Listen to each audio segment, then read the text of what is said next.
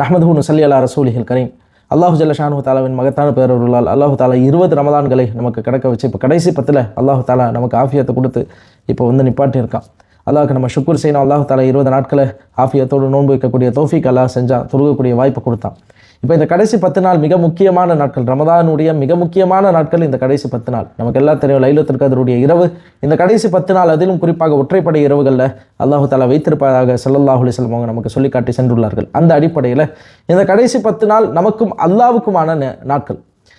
நம்ம வருஷத்தில் அதிகமான நாட்கள் எல்லா நாட்களையும் மனிதர்களுக்காக, நம்முடைய குடும்பத்திற்காக, நம்முடைய நண்பர்களுக்காக கொடுத்துருப்போம். ஆனால் இந்த கடைசி 10 நாள் அல்லாவுக்காக கொடுக்கும். அல்லாவுக்கும் நமக்குமான தொடர்பை புதுப்பித்துக் கொள்வதற்கும், அல்லாஹ்விடம் நாம் மக்ஃபிரத்தை ரமலானுடைய நிறைவுக்கு முன்னால் பெற்றுக்கொள்வதற்கும் இந்த கடைசி 10 நாள் நம்ம யூட்டிலைஸ் பண்ணணும். இந்த முதல் 20 நாளில் நீங்கள் நம்ம அதிகமாக குர்ஆன் ஓதாமல் போயிருக்கலாம், இல்லை சதகாக்கள் செய்யாமல் இருந்திருக்கலாம், இல்லை இஸ்திக்ஃபார் சலவாத்து இதெல்லாம் ஓதாமல் இருந்திருக்கலாம்.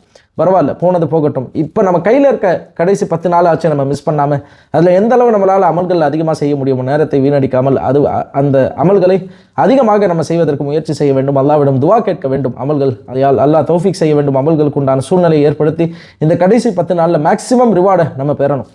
இந்த கடைசி 10 நாளில் நம்ம செய்ய வேண்டிய மிக முக்கியமான விஷயம், வாய்ப்புள்ளவர்கள் ஏத்திகாஃப் இருப்பது. ஏத்திகாஃப் என்பது ஒரு தனிமை. அந்த தனிமை என்பது நமக்கும் அல்லாவுக்குமான தனிமை. நம்ம எதை விட்டு தவிர்த்து போகிறோம் ஏத்திகாஃபில்? இந்த துன்யாவை விட்டு, துன்யாவுடைய சிந்தனையை விட்டு நம்ம ஒதுங்கி போகிறோம். ஏத்திகாஃப் என்பது அதுதான். அந்த குறிப்பிட்ட நாட்கள் அல்லாவுக்கும் உங்களுக்குமான தொடர்பை புதுப்பித்துக் கொள்வதற்கு, ஈமானுடைய அந்த நிலையை மெருகேற்றிக் கொள்வதற்கான ஒரு அற்புதமான வாய்ப்பு தான் ஏத்திகாஃப். வாய்ப்புள்ளவர்கள் ஏத்திகாஃப் இருக்கலாம். வாய்ப்பு இல்லாதவர்கள் ஒரு நாளில் ஒரு குறிப்பிட்ட நேரத்தை ஒதுக்கி ஒரு செல்ஃப் ஆடிட் நம்ம செய்யணும். நம்ம வாழ்க்கையை பற்றி நமக்கு தெரியும். நம்ம யோகியதை யாருன்னு நமக்கு தெரியும். நம்ம யாருன்னு அல்லாஹ்க்கு தெரியும், ரசூலுக்கு தெரியும், அடுத்து நமக்கு தெரியும். நம்முடைய சொந்தங்களுக்கு தெரியாது, நம்முடைய நண்பர்களுக்கு தெரியாது. நம்முடைய அசல் யார் என்ற உண்மை அல்லாஹ் ரசூல் நமக்கு தெரியும். அப்போ அந்த அடிப்படையில் செல்ஃப் ஆடிட், எல்லா கம்பெனிக்கும் ஆடிட்னு சொல்லுவாங்க. இந்த வருஷம் நீங்கள் என்ன செஞ்சுருக்கீங்க, கம்பெனி ஒழுங்காக நடந்திருக்கா, தப்பு செஞ்சுருக்கீங்களா, ஃபைன் ஏதாவது கட்டணுமா, இப்படின்னு சொல்லி செல்ஃப் ஆடிட் பண்ணுவாங்களே ஒவ்வொரு கம்பெனியும்.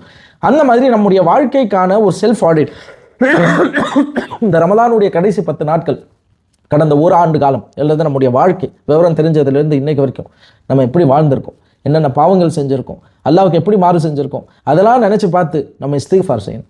அல்லாஹ் நமக்கு கொடுத்த நேமத்துக்களை எல்லாம் யோசித்து பார்த்து நம்ம அல்லாஹ்வுக்கு ஷுக்கூர் செய்யணும். அப்போ இந்த கடைசி 10 நாள் என்பது ஒரு செல்ஃப் ஆடிட்டுக்கு உண்டான நேரம். நாம ஆச்சு, அல்லாஹ்வாச்சு. நம்ம எப்படி வாழ்ந்திருக்கோம், நம்முடைய ஹக்கீகத் என்ன, நம்முடைய உண்மை நிலை என்ன, அல்லாஹ்க்கு நல்லா தெரியும்.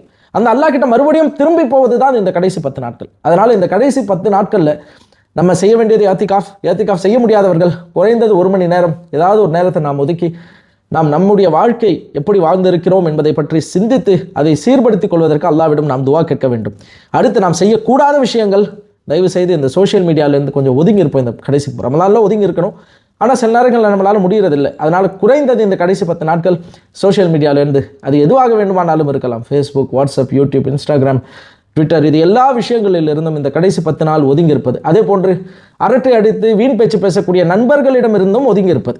இது அற்புதமான நாட்கள். இந்த நாட்களில் தவறு செஞ்சு பாவங்களில் ஈடுபடுவதை விட்டு தவிர்த்து நாம் இருக்க வேண்டும். அதனால் வீண் பேச்சுக்களில் ஈடுபடாமல் நல்லமல்கள் செய்யக்கூடிய சூழ்நிலையை நம்ம ஏற்படுத்தி கொள்ளணும் இந்த கடைசி 10 நாட்கள். இந்த கடைசி 10 நாட்களில் ஏன் நம்ம சோஷியல் மீடியா விட்டு விலகி இருக்கிறோம்னு சொல்கிறோன்னு சொன்னால், நம்ம கல்வி வந்து ஒரு டஸ்ட்பின் ஆயிடுச்சு. உண்மையிலே அதுதான். எவ்வளோ விஷயங்கள், தேவையில்லாத விஷயங்களை பார்க்குறோம். நம்ம வாட்ஸ்அப்பில் வருது, ஃபேஸ்புக்கில் வருது, நாம் பார்க்கக்கூடிய விஷயங்கள், நாம் கேட்கக்கூடிய விஷயங்கள், இதெல்லாம் நம்ம கல்புக்கு நேராக போகுது.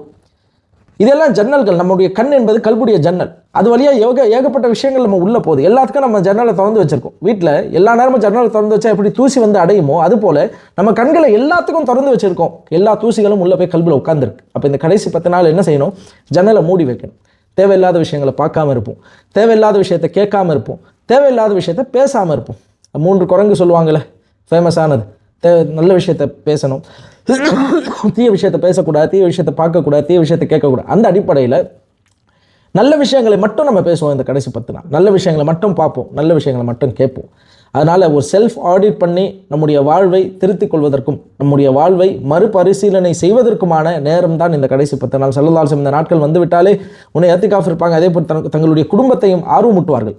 தங்களுடைய அந்த இசார், அவர்களுடைய அந்த கைலி, அதை ரொம்ப இறுக்கமாக கட்டிக்கொள்வார்கள் இபாதத்தில் ஈடுபடுவதற்காக.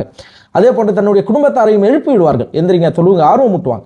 அதனால் நாமும் அமல் செய்ய வேண்டும், நம்முடைய குடும்பத்தார்களையும் இந்த கடைசி 10 நாளில் எழுப்பிவிட வேண்டும். இன்ஷா அல்லாஹ் வரக்கூடிய நாட்களில் லைலத்துல் கத்ர் சம்பந்தமாகவும் லைலத்துல் கத்ருடைய சிறப்பும் அந்த நாட்களை எப்படி பெற்று அமல் செய்வது என்பதை பற்றியும் இன்ஷா அல்லாஹ் பார்ப்போம். அல்லாஹ் ஜல்ல ஷானஹு தஆலா நேரத்தை வீணடிக்காமல் இந்த கடைசி 10 நாட்களை அவனுடைய பொருத்தத்தில் அல்லாஹ் செலவு செய்வதற்கு நமக்கு தௌஃபீக் செய்வானாக. வாஹிரு தவானா அல்ஹம்துலில்லாஹி ரப்பில் ஆலமீன். அஸ்ஸலாமு அலைக்கும் வரஹ்மத்துல்லாஹி வபரகாத்துஹு.